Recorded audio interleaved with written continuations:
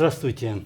На уходящей неделе произошло очень много событий. Главное из них, наверное, то, что депутат парламента, лидер Атамекена Эмирбек Текебаев выступил и рассказал о доходах и расходах семьи президента. Были и многие другие события. Например, в парламенте была создана комиссия по расследованию дел вокруг разворачивающихся крупных дел вокруг Аиды Соляновой. Новые образцы паспортов презентовали. На ОТРК новый скандал появился в связи с программой «Гелин».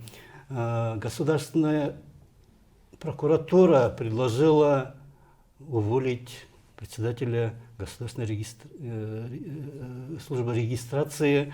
На ОТРК вдруг появились документы, такие же похожие, но что за этим стоит, пока трудно понять. Документы из Белиза, которые до того партия Атамекен уже презентовала, и они сказали, они даже сами сказали, генеральный директор, что они идентичны, похожи, и, наверное, на следующей неделе все это развитие получится. Но вот в среду, например, глава представительства Европейского Союза Чезаре де Монтис, посол, собрал журналистов и рассказал о будущем визите президента Кыргызстана Атамбаева в Евросоюз, в Брюссель. 16 февраля начнется этот визит. И чтобы обсудить вот эти вопросы, мы пригласили в студию бывшего министра иностранных дел Кыргызстана, лидера партии Акыйкат и доктора политических наук Аликбека Ишенкулова. Добрый вечер. Добрый вечер. Если вы не против, мы начнем с этого визита. Как скажете. Получается, вот Европейский Союз как-то акцентирует на этом внимание, что президент Кыргызстана трижды, уже третий раз будет, до того дважды был в 2013-2015 году, и каждый раз его принимают все лидеры Европейского Союза, и он даже сказал, что Кыргызстан – это друг Европы, и они друзья президента Кыргызстана. Как вы считаете этот визит, который состоится на следующей неделе, насколько он действительно такой судьбоносный? Ну, вы знаете, в заявлении посла Европейского Союза есть несколько таких тонких вещей. Он говорит, во-первых, что президент третий раз там будет. И второе, то, что будет только обсуждаться вопросы помощи Кыргызстану. Но я что скажу, я посмотрел эти материалы, и мне кажется, вообще вопрос уровня сотрудничества с Европейским Союзом и Кыргызстана у нас несколько искривленное понимание. Потому что у нас это где? В руководстве, среди политологов или экспертов и народе? У руководства. Потому что есть, значит, в Европейском Союзе система принятия внешнеполитических решений определенная, которая установлена, и она четко работает. Допустим, в работе со странами Центральной Азии есть определенно, значит, в 2-3 года принимаются какие-либо программы, и где четко указывается, какой стране, Кыргызстана или Казахстана или Узбекистану, какая сумма экономической помощи, технической помощи, ну, определяются цифры, ну и оговаривается все. Поэтому 3 раза, я, честно говоря, по большому счету, был ли смысл 3 раза ездить туда? А то, что, значит, они как бы отмечают, что это здорово, что это хорошо, но вообще в дипломатии, знаете, конкретика всегда больше ценилась. И правила такие: если руководитель страны едет, все улыбаются, все жмут руки, говорят хорошие слова, дают ужины. И, значит, то есть протокольная часть, она всегда была. И если руководитель любой страны, не только Кыргызстан, если он захочет в Европейский Союз приехать, они будут рады. Почему? Они всегда готовы, и, значит, их устраивает, когда руководители стран сами приезжают и сами хотят вести диалог с Европейским Союзом. То есть этим поднимая значимость европейских институтов. Вы же знаете, что сегодня в Европе идут неоднозначные процессы. вопрос стоит даже о распаде Европейского Союза. Поэтому здесь я бы так сказал, что насколько это важно, может быть, после визита будет ясно. Но в преддверии можно сказать, что там не отметили, что планируется подписание каких-либо документов, утверждение каких-то проектов, программ, которые бы реально повлияли на, будем так говорить, наше развитие. Будь то экономическое, будь то культурно-гуманитарное или еще какое-то.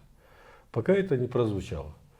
Но в целом... Но еще готовится визит. Может быть, что-то будет. Да, я так не думаю. За это время, за короткое время, вот осталось-то сколько дней?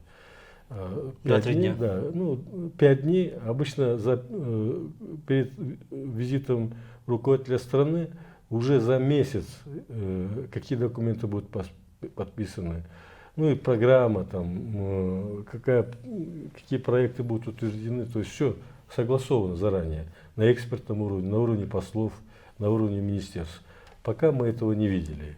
Поэтому какие он цели преследует? Ну, Европа, знаете, это очень комфортная, значит, материк, страны очень богатые, обильные. У них действительно там находиться там приятно, понимаете? Поэтому сейчас я далек от того, чтобы давать оценку. Давайте посмотрим по Ну, итогам. вот находиться приятно. Президент уходит.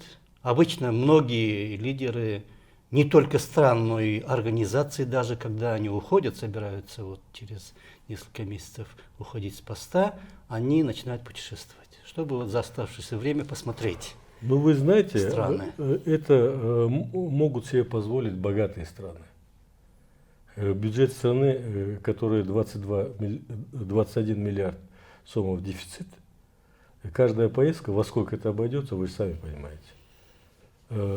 Почему? Потому что если это визит имеет статус рабочего, то, значит, все в основном затраты идут не на принимающую сторону, а страна, которая, так сказать, руководитель едет. сама едет, понимаете? Поэтому...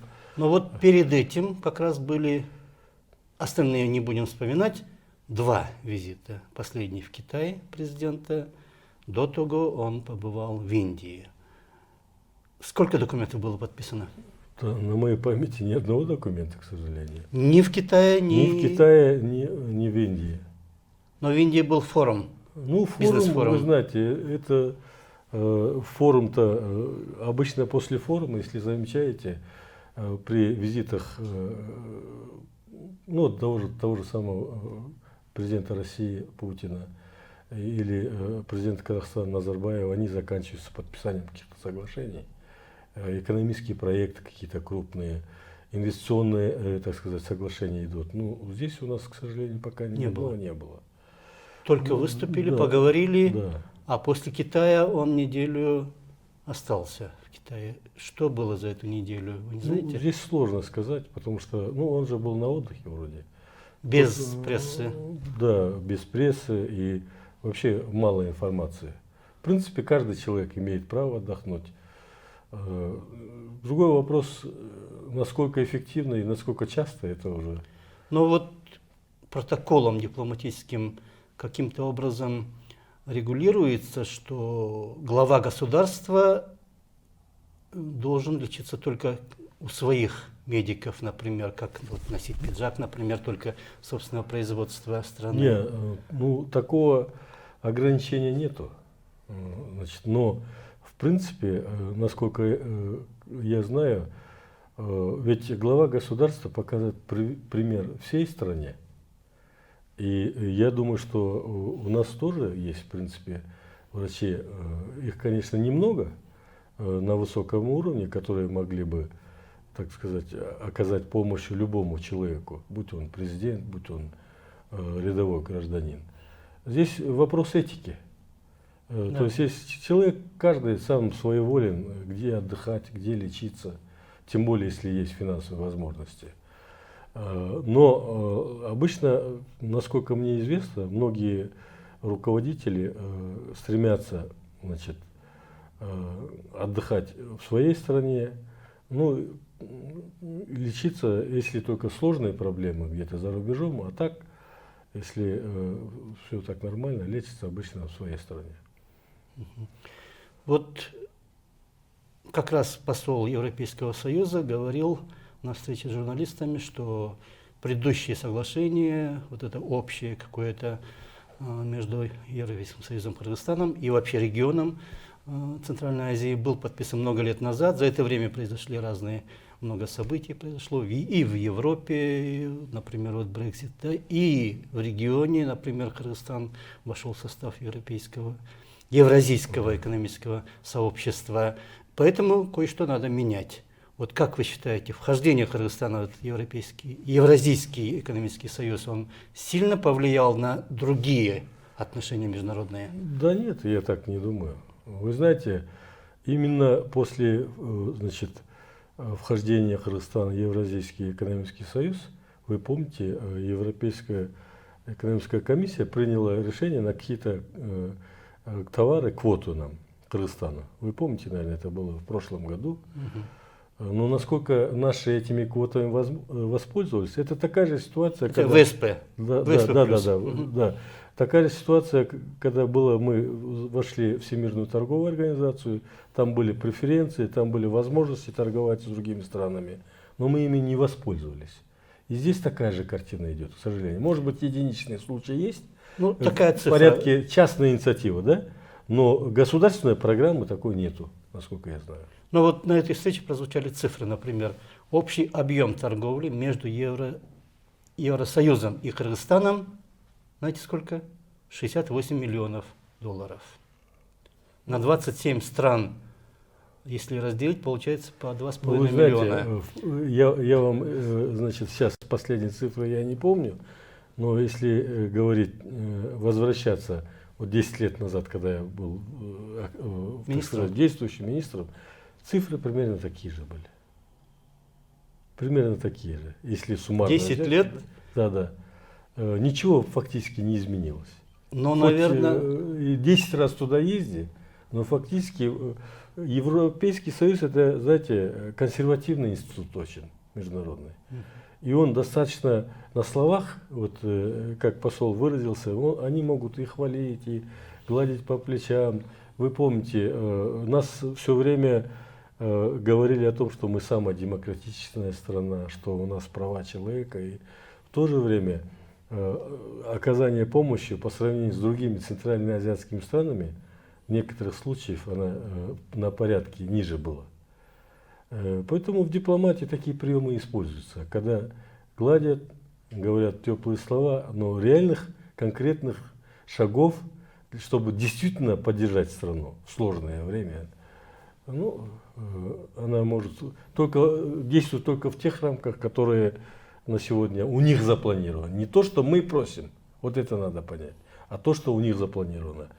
В дипломатии, это вы знаете, мы хотим преподнести, как мы живем, какая у нас демократия, какое стало правовое государство, как говорит официальная власть, да, какие у нас замечательные успехи, но они реально владеют. Что у нас, как говорится, творится, какой на сегодня уровень, так сказать, справедливых судов, какой сегодня уровень коррупции, какой уровень криминала, насколько сегодня власть дееспособна. Все эти вещи, как говорится, вслух не произносятся. Да, не произносятся, но это всегда имеется в виду. Ну, как айсберг, да? Да, мы видим только верхушку да, айсберга. дипломатия это айсберг, вы знаете, это мы видим только поверхность. Протокол. Да, а внизу это совсем другая кухня. А вот как влияют на, ну и европейские, и другие, наверное, международные институты, наша вот эта риторика, что мы даже меняем Конституцию. Ну, внешне мы даже говорим, что какие-то там 18 человек, которые никогда в Кыргызстане не были, решают судьбу Кыргызстана. Насколько это вообще дипломатично такие вещи произносить про Комитет ООН по правам Вы человека? знаете, я бы так сказал, не то, что не дипломатично, даже не этично такие вещи говорить. Потому что есть всеобщая декларация о правах человека, есть устав ООН, где там четко и ясно оговорены вещи. Страна, входящая в состав ООН, какие у нее есть права, какие, так сказать, обязанности. И в разделе обязанностей там четко написано, что мы же не можем сегодня устав ООН изменить, правда? Или даже предложить что-то Да, изменить. даже предложить. У нас мы можем предложить, но у нас нет никакой возможности повлиять на ситуацию среди стран ООН, правильно? Поэтому хоть мы изменили Конституцию, но мы как страна-член ООН обязаны выполнять многие, так сказать, пункты Устава ООН. Об этом пока никто не говорил. Но вот я озвучил, чтобы у некоторых чиновников не было какой-либо эйфории. И Ну, Венецианцы... эйфория, наверное, насколько это надо назвать эйфорией? Ну, хорошо. Но было же, если вот поменяем Конституцию, у нас жизнь лучше станет, справедливость восторжествует и так далее. Где она? Вот прошло уже месяц, да? Где справедливость, где жизнь лучше стала? Ну, реально, в чем может выразиться то, что вот так, как сказать, вот хлопают дверью люди В демонстративно? принципе, реально это формируется негативный имидж страны. Если негативный имидж формируется, соответственно, это влияет на инвестиционный климат, понимаете? Отношение серьезных инвесторов к нашей стране. Ведь вы же понимаете, если серьезный инвестор придет, он со всех сторон изучит страну, и насколько он может гарантировать свои права как инвестора в этой стране, насколько это, значит, власть действительно установила такой порядок, где есть, работают законы, где права человека защищены, где права инвестора защищены. Здесь целый комплекс вопросов. Вот мы начали говорить, потом перешли на другую тему. Евразийское экономическое сообщество, евразийское. Насколько это стало выгодным для Кыргызстана? Потому что разные мнения. Не, вы знаете, говорятся. я вам так скажу, значит, я прежде всего, как дипломат, как патриот своей страны, скажу открыто, что вот те люди, которые пытаются дискредитировать Евразийский экономический союз, они не совсем как бы глубоко вникли в этот процесс. Почему? Потому что наше геополитическое положение, наши, так сказать, национальные особенности, если вспомнить историю, то это соответствует нашим, вступление наше в Евразийский экономический союз соответствует нашим фундаментальным национальным интересам.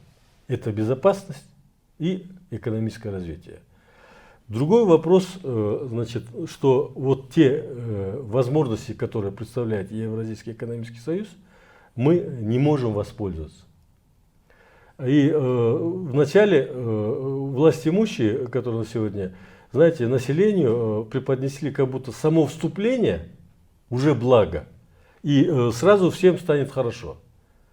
Поэтому ожидания некоторых людей как бы были завышены. А здесь вопрос в другом. Вступление – это прежде всего кропотливая, вдумчивая работа. Второе. Надо было, значит, переформатировать всю экономику, значит, под эту политику. Третье. Надо было создать производство, фабрики. Вот скажите, нынешние власти за 5-6 лет кто мешал строить заводы и фабрики? Никто. Евразис, что ли, мешал? Их уже не было, а создать новые, наверное, сложно. Но Нет, вот почему? насколько Вот, извините, за 6 лет можно было создать? Наверное. Я думаю, что можно было. Или вот то, что у нас внешний долг уже 4 миллиарда. Больше. Больше 4 миллиардов, да, стало? Это тоже Евразийский экономический союз, так сказать, способствовал? Я не думаю. Или вот дефицит бюджета 21 миллиард. Это серьезная цифра для Кыргызстана? Даже больше, по-моему. Или даже вот видите, вот то, что некоторые говорят, вот напрямую Россия на сегодня поддерживает бюджет страны. Каждый квартал по 30 миллионов, вы знаете. Да. Или наше правительство докатилось до того, что даже детское питание оплачивает Россия. 5 миллионов выделили на питание детей. Питание где? В школах имеется. В школах. Да. Ну вот мне просто как гражданину обидно за наше правительство, за нашу страну, что свое бездействие, свою слабость, неумение управлять страной, неумение ставить задачи, неумение преодолевать, а самое главное не популизмом заниматься, а работать, они на сегодня ссылаются на Евразийский экономический союз. Да, безусловно, это всемирный, вот это, так сказать, экономический определенный кризис, санкции, это все влияет на наших партнеров. Но вот представьте, все года, почему, говорят, казахи не открывают, да, границы? А почему те средства, которые, значит, выделены были в свое время России на, значит, строительство фитосанитарных лабораторий, до сих пор, значит, не освоены, и до сих пор этих лабораторий нету? Потому что они выделены, но не освоены. Да, но они ушли в другое, насколько я знаю, на другие цели, понимаете? Так же, как Игорь Кочевников проводили за счет. Да, или вот эксперт, вот, уважаемый мной академик Джамин Акималиев недавно заявил о том, что 17 тысяч тонн мяса возится низкосортного с разных стран. Это в Кыргызстан. В Кыргызстан. Ну, наверное, зато наше мясо, как элитное, поставляется... Это не факт. Это не факт. Вот вы слушайте, 17 тысяч тонн считается, 70% это контрабанда. Ну, контрабанда И это... даже некоторые эксперты начали называть наши границы черной дырой. Для Евразийского союза. Да, и вопрос, видите, доверия, вопрос того, что наши партнеры сегодня в Кыргызстане начали сомневаться, к сожалению. Поэтому я считаю, что чтобы Евразийский экономический союз очень серьезно, так сказать, дал какой-то определенный эффект, нам нужна очень вдумчивая и кропотливая работа, и нужны кардинальные перемены в государственном устройстве. Чтобы на одном уровне работать, да, а не включая и просить, кадры, включая, значит, и техническое обеспечение и так далее, и так далее. Ну вот вы знаете, что там каждый год нашего представителя меняют, да, Евразес. Спрашивается, для чего они там сумасшедшие деньги туда ездили получать, да, зарабатывали. Хоть вы слышали один раз, чтобы из них, из представителей наших там ребром поставил вопрос, сказал, вот наши вопросы не решаются. Почему? Потому что мы выполнили все правила, все обязательства, но вот страны Евразес нам мешают. Я это к чему говорю? Иногда такие вещи говорятся. Да нет, это, знаете, очень поверхностно говорятся. Ну, Сулахметова что-то говорила, Ибраев тоже что-то говорил. Не, вы знаете, я здесь с ними не совсем согласен. Тут нужно искать причины любого вопроса, прежде всего, в нас, в Кыргызстане. Что сделано для того, чтобы наша продукция действительно была востребована? Это закон в мире, не только в Кыргызстане. Вы знаете, что даже вот в хваленном Европейском Союзе, там тоже конкуренция между странами. Конечно. И там каждая страна борется за свои права, отстаивает свои интересы, доказывает и, как говорится, добивается, чтобы их товар был на месте востребован и потреблен. У нас же, говорят, чисто вот большинство, к сожалению, чиновников увлечены популизмом. Поверхностно говорят проблему, но внутри, что, для чего, вот я просто приведу вам пример. Что касается овощей и фруктов, да, вот картошку, вы помните, в прошлом году подняли вопрос в апреле, когда картошка это уже проросла. Неужели наши в Евразийском экономическом союзе нельзя было сказать это в августе или, ну, на худой конец, в сентябре, что когда было ясно, что, значит, урожай будет хороший. И сколько наших крестьян из-за этого пострадало? Фермерских хозяйств, да. И так по каждому наименованию можно говорить, понимаете, что конкретно и очень ответственной работы нет. Ну вот вы упомянули про финансовую помощь России 30 миллионов долларов каждый квартал для помощи бюджету. Для поддержки да. бюджета. То же самое Европейский Союз делает. Тоже наличные деньги для поддержки бюджета. Зарплаты даже некоторым структурам государственным, зарплаты работникам этих структур платятся из этих денег. Это что за государство? Ну, к сожалению, вы знаете, за 25 лет нашего существования наша так называемая правящая элита была занята больше собой. Вы знаете, что общество у нас самостоятельно, люди научились выживать, каждый занимается своей семьей, детьми, родственниками. И второе, значит, государство и чиновники отдельные. Никто особо не переживает. Не пересекающиеся. Почти не пересекаешься. Если пересекаешься, то очень конфронтационном виде, знаете.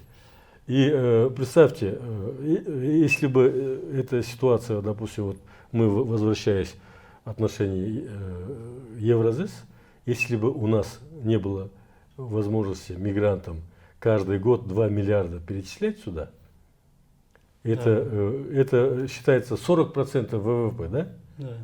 У нас 5 миллиардов ВВП считается. Хотя теневой Разных цифрах. гораздо больше, да? Но тем не менее, это же очень серьезное вливание в нашу экономику, чтобы кровь в нашей экономике бегала и был оборот, соответственно, налоги и так далее. Это целое. Поэтому вы правы в том смысле, что вот сейчас будут выборы, и я думаю, что народ должен осмыслить, не продавать свои голоса и не ставить на своих, так сказать, только по личным или каким-то групповым интересам, трайбалистским интересам, а реально смотреть, кто может поднять страну. И ни один человек, я думаю, не способен поднять. Нужна команда. И вот если команда, каждый кандидат, допустим, должен продемонстрировать свою команду. Если он сможет собрать и докажет людям, что это будет системная работа, плановая работа, я думаю, что у нас все будет нормально. Вот вы упомянули, что руководители Кыргызстана все 25 лет независимости занимались не страной, а своими делами. Как раз на прошлой неделе лидер Атамекена Текебаев сказал про доходы, мы уже упомянули в самом начале передачи, о доходах семьи Атамбаева, президента. Это довольно... Никто такие вещи не говорил, и про этот особняк хотя бы, этот особняк был куплен за 33 миллиона долларов, да? Сомов. 33 миллиона. Участок, скажите. Только участок. А Текебаев привел цифры, причем эти цифры он взял из ГРС, что за 6 лет доход Атамбаева был около 6 миллионов. Как можно за 33 миллиона покупать участок, если доход за 6 лет, то есть в год примерно 1 миллион? Вот такие вещи, как вы к таким вещам относитесь? Вы знаете, не только я, а вообще, да, я читаю лекции в Славянском университете, вы знаете, в качестве профессора, и мне на лекциях задавали этот вопрос, мое отношение. Конечно, нелицеприятно, когда два ведущих политика в Кыргызстане, вот идет серьезная такая, будем говорить, политическая борьба, и она уже вышла настолько наружу, что никто сегодня не хочет, так говорится, покаяться или признаться в чем-то, да? Но здесь ради справедливости надо так сказать, что Текебаев вытащил на поверхность очень серьезные факты. И после таких аргументов общество задается вопросом.